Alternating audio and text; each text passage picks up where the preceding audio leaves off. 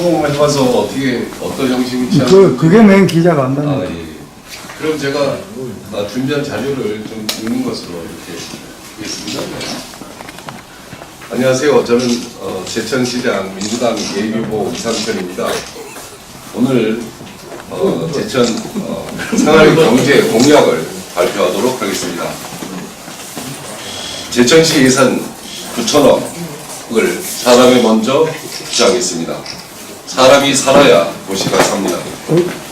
존경하는 제천 시민 여러분, 제천시 예산 수천억 시대로 접어들었습니다.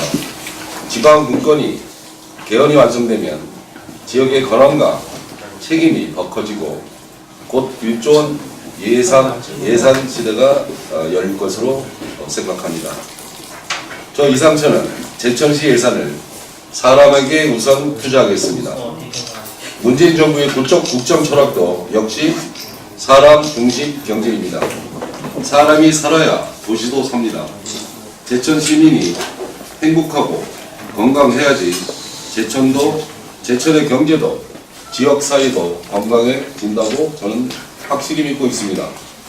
시민이 행복한 삶을 영위하면 자연히 멀리서도 사람이 찾아올 거라 믿습니다. 경제가 급합니다. 시민들이 먹고 사는 일보다 중요한 것은 없습니다. 저는 지금까지 시민들이 바람이 남긴 정책과 공약을 들었고 많은 분들이 자신의 생각과 제안을 들려주셨습니다. SNS 33건과 구글을 통한 공약 제안을 34건을 받고 있습니다. 시민 여러분의 한결같은 바람은 제천이 이대로는 안 된다는 것, 정말 변화가 절실하다는 것이었습니다. 오늘 발표하는 공약은 시민의 관점에서 채집한 정책 공약에 그동안의 공직 경험에서 느꼈던 생각들을 더불어 정리한 경제 분야 공약 중심입니다. 모두들 당장이라도 실천할 수 있는 현실적인 생활 공약들입니다. 4차 산업혁명 시대 세상은 너무도 빨리 변하고 있습니다. 예측 불허의 미래에 대비하는 일은 거기에 걸맞는 사람을 길러내고 지속 가능한 도시로 바꾸는 일입니다. 무엇보다 지방행정이 발빠르게 대응해야 합니다. 과정은 공정해야 하고 기회는 윤택해야 지역이 건강해집니다. 저는 시민 중심의 경제를 실천하겠습니다. 커뮤니티 비즈니스 센터를 건립과 양질의 일자리 확충에 올인하겠습니다.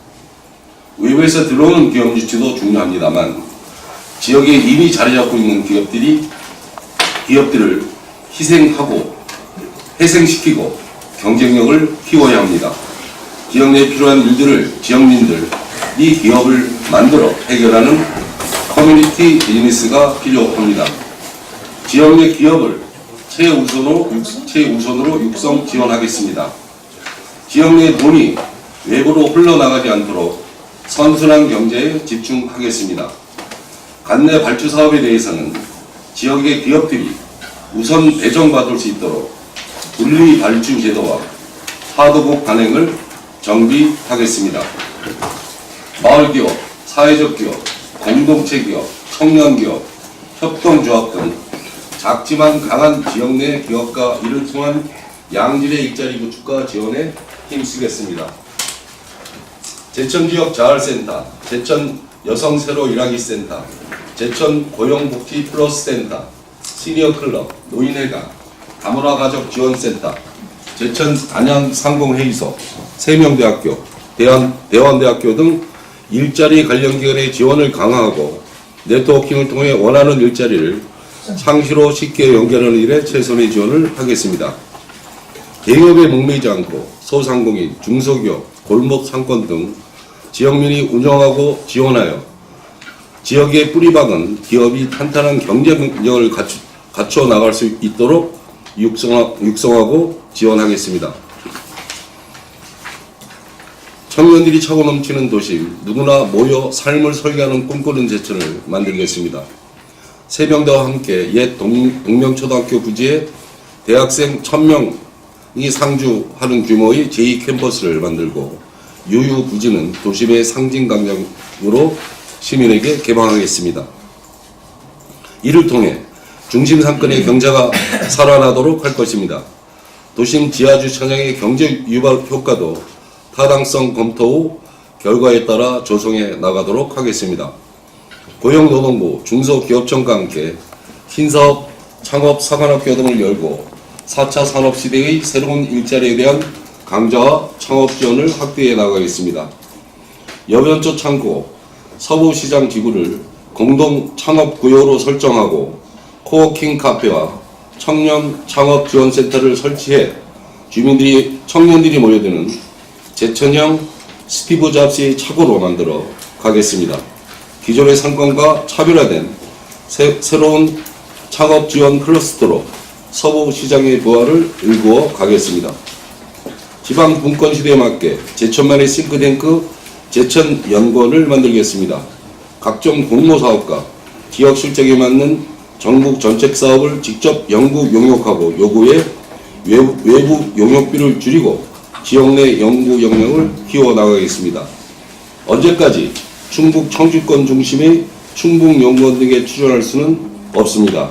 지역을 고민하는 석박사급의 우수한 연구 인력을 지역이 키워나가도록 하겠습니다.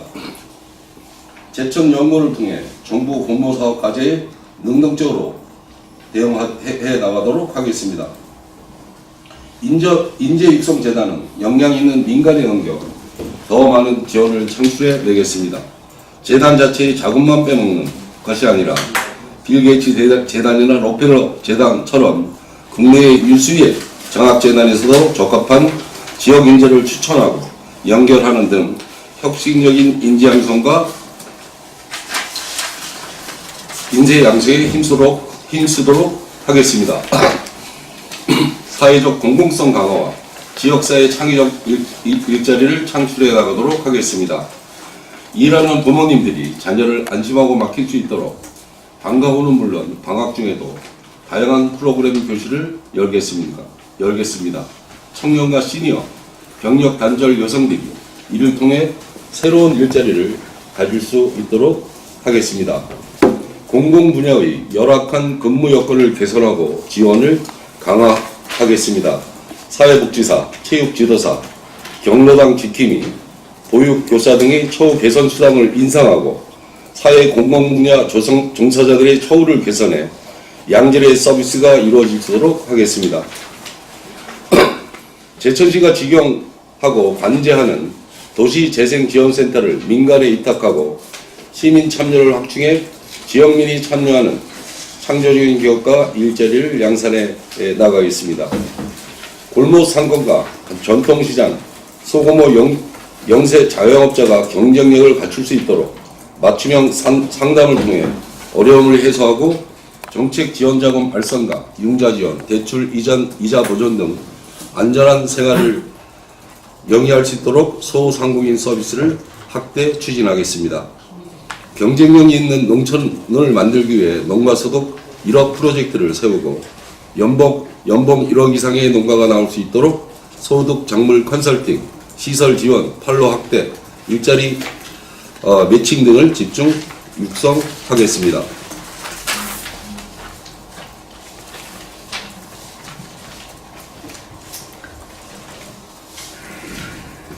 화물 공영 터미널, 화물 공영 주차장을 만들고 지붕은 햇빛 발전소로 설치하여 도시 내 화물 불법 주차 문제를 해결하고 생산된 전력을 되팔아 주차장 재원에 충당하겠습니다.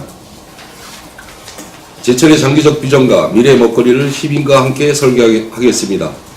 저는 당사가 동시에 제천의 미래를 위한 2030 제천 비전 시민 대토론을 개최하여 다양한 시민의 목소리를 듣고 제천을 위한 청사진을 함께 그려가겠습니다. 중요 사업은 반드시 시민적 공론화 과정을 거쳐 불협 파원과 매몰 비용을 최소화하겠습니다.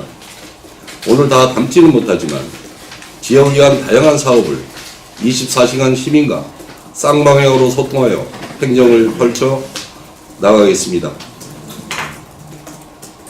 제천의 성장 동력을 다시 만들겠습니다. 사람이 하는 겁니다. 존경하는 시민 여러분, 제천의 주인은 제천 시민입니다. 사람에 대한 투자는 비용이 아니라 혁신과 공정 경제의 기본 인프라입니다. 특히 지금은 우리 제천 경제의 성장 능력이 상실된 상황입니다. 일자리도 그동안 기업들 일자리를 더 늘리도록 국가적 지원과 지역에 많은 지원이 있었지만 해결되지 않았습니다. 오히려 악화되었습니다. 이제는 기존의 방식으로는 일자리가 해결되지 않는다는 것을 잘 압니다. 비상경제 대책 차원에서 사람에 대한 투자가 이루어져야 됩니다. 인간다운 삶의 기본 조건을 충족하고 양극화 완화와 계층 간 이동성을 높여야 합니다. 뿐만 아니라 일자리 창출과 경기 부양, 내수 진작이라는 시급한 목표를 위해서도 과감한 패러다임의 전환이 필요합니다. 일찍 간디는 대중을 부유하게 하는 것은 대량 생산이 아니라 대중에 의한 생산이다 라고 말했습니다. 제천의 일자리는 외부의 기업에 의존할 것이 아니라 제천에서 시민에 의해 만들어져야 됩니다. 제천의 기업들이 경쟁력을 가지고 돈을 벌어야 안정적인 일자리가 만들어진다고 생각합니다. 제천의 건강은 시민을 키우고 시민은 건강한 제천을 만듭니다. 제천의 재정은 제천 사람에 대한 투자를 중심으로 경제 활력을 회복하고 미래의 성장 기반을 구축하는 데 쓰일 것입니다. 저출산 시대입니다. 제천시 인구 증가는 불가능하다고 생각합니다. 다만 제천에 사는 우리가 행복해질 수는 있습니다. 우리의 미래 세대가 행복하게 살 수 있도록 돕는 일은 지금 우리가 할 수 있다고 생각합니다. 제천의 미래가 오늘보다 더 행복해질 수 있다는 믿음이 담보되어야 인구도 늘고 출산율도 늘어납니다. 저희 상처는 제천의 체질을 바꿔나가겠습니다. 사람이 가물처럼 흐르는 도심을 반드시 만들겠습니다. 도시의 심장을 꼭 다시 뛰게 하겠습니다. 이상천이 반드시 하겠습니다. 고맙습니다.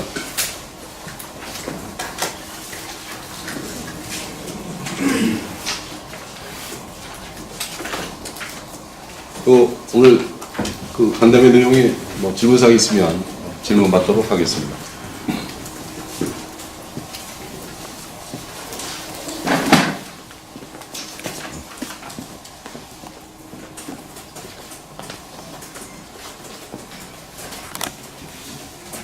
네, 제2유통신의 최종 예.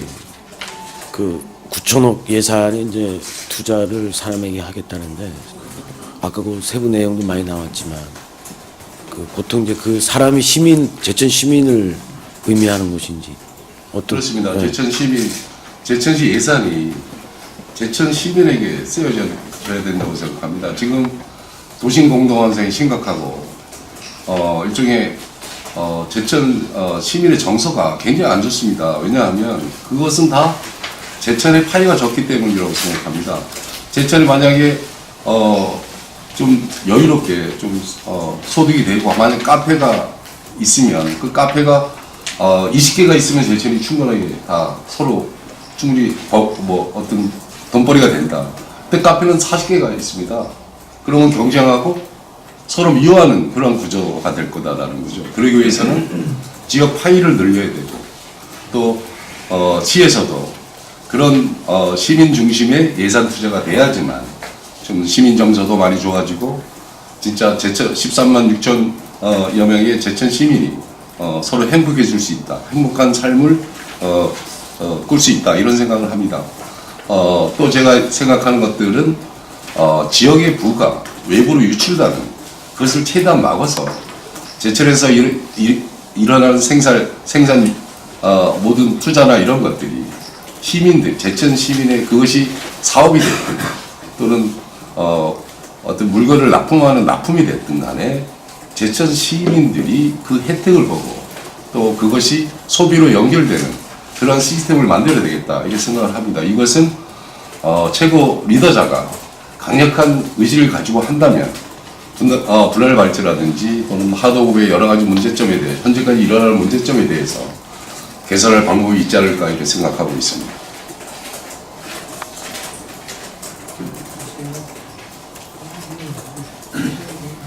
네, 정철 기자입니다. 이 이번 생활경제 이 공약의 그 핵심을 좀 살펴보면 도심의 활성화가 아닐까 좀 생각이 돼요.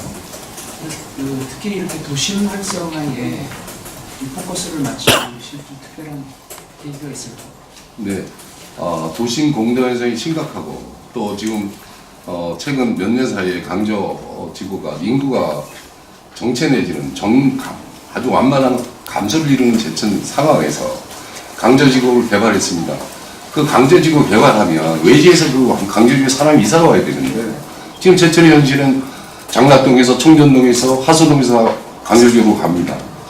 그런 가정을 통해서 제천 도심공동화는 지금 심각하게 진행되고 있고 이래서는 안 되겠다. 그래서 제가 세명대에 역제안을 해서 제2 캠퍼스를 동명초등학교에 해달라고 했고 세명대학교에서 그걸 긍정적으로 지금 검토하는 것으로 알고 있습니다. 이런 거 1000명이 도심에 와서 공부를 한다면 도심 공동화 방지 또 도심 경제, 도심 시장 이런 데 활성화에 상당한 기여를 할 거다 이렇게 생각하고 이것뿐만 아니라 제천시가 관광 행정을 20년 계속 관광 투자를 많이 했지만 좀 유감스럽게도 아주 패스형 관광의 전형적인 도시가 제천입니다. 이것을 체류형 관광으로 바꾸지 않고는 도심 활성화 안 된다. 그래서 저는 시장이 된다면 이 패스형 관광과 영원히 작별하겠다. 체류형 관광을 반드시 만들어내겠다라는 소식을 가지고 거기에 정책의 포커스를 맞추고 있습니다.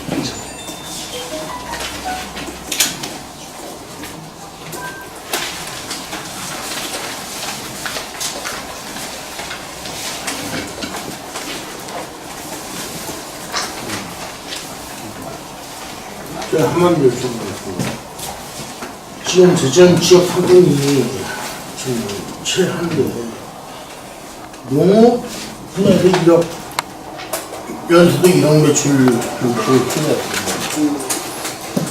네, 농업도 지금 어떤 기존의 어떤 이런 영세농가지고는 불가능하고 또 저도 면접을 해봤지만 지금 제가 서울 한 7년, 6, 7년 전에 서울 면접을 할 때도 농가 소득이 2억, 한 개 농사 짓는 분들은 2억 이상 냅니다.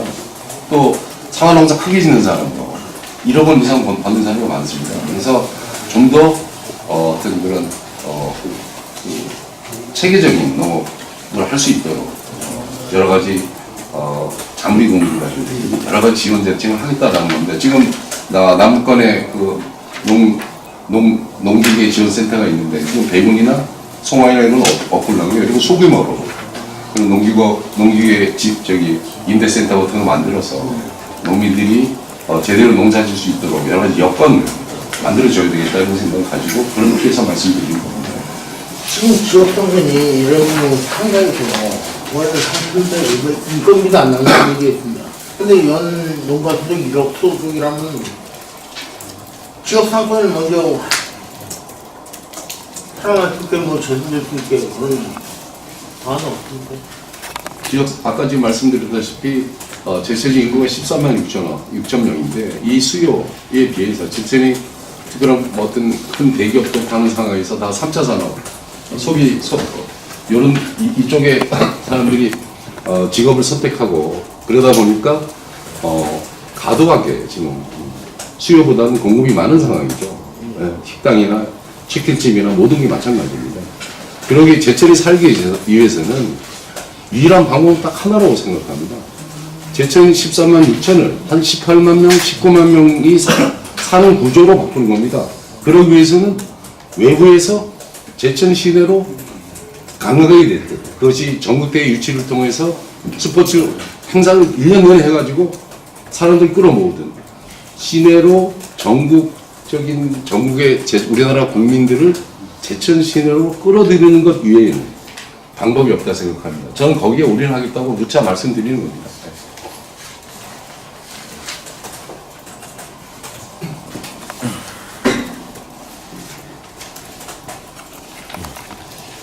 예전에 그 용두천을 복개를 하려고 하다가 그 예산을 반납한 적이 있습니다. 사실은 그 동명초등학교 굳이 활용하는 문제도 그 용두천을 복개하고 나머지 연결된 활용 방안은 사실은 나왔던 건데 용두천 복개는 포기를 하고 동명초등학교 거는 포기가 안 되고 계속 이어져 왔단 말입니다. 네. 혹시 그 건에 대해서 용두천 복개 문제에 대해서 한번 고민해 보신 적이 있으신가요? 네, 고민해 봤습니다. 그때 제가 하위직이었을 때 어떤 정책결정에 제가 개입할 수 없는 상황이었고, 다만 선거 기간 중에 갑자기 그런 과정을 거쳐서 용초 복개 사업이 예산으로 제가 알기로는 600억 정도가 국비 반납을 해서 그거 안 했는데, 시대는 계속 변합니다. 상황이. 사실은 중앙시장 쪽에서도 그때 복개를 했어야 되지 않느냐라는 의견도 분명히 있더라고요. 제가 들어보기에는.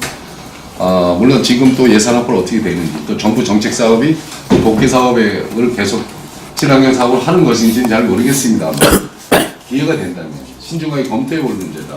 결국 아까 얘기했지만 미래 제천, 미래 먹거리 제천을 만들기 위해서는 제천은 어차피 힐링 도시고 자연 치유의 도시입니다. 그러면 청계천을 예로 안 들어도 지금 자연적인 하천을 도심의 중심으로 흐르는 자연 하천에 대해서는 크게 장기적으로 봤을 때는 복귀하는 것이 맞는 거 아니냐, 이런 개인적인 생각이 들어서 충분히 연구되지 않은 상황이기 때문에 제가 이제 생각을 말씀드렸습니다.